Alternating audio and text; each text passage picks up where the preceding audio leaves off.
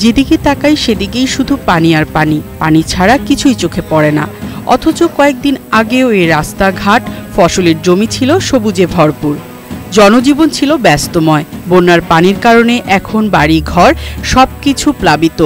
পশু পাখি থেকে শুরু করে মানুষ বন্যার পানিতে ভেসে মানবেতর জীবনযাপন করছে।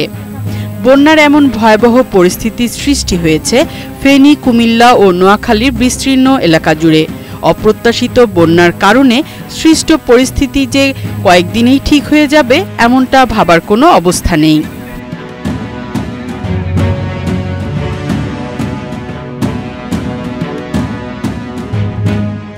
এত কিছুর পরও বন্যায় প্লাবিত এলাকার মানুষ পানি ও মাছ ধরা উপভোগ করছে।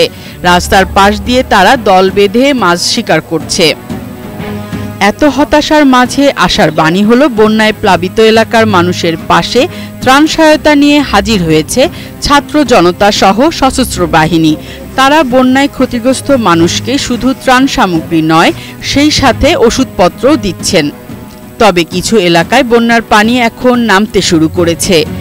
এই বন্যা রাস্তাঘাটের কি পরিমাণ ক্ষতি করেছে তা যে সমস্ত এলাকার পানি কমে গেছে সেই এলাকার রাস্তাঘাটের চিত্র দেখলেই বোঝা যায়।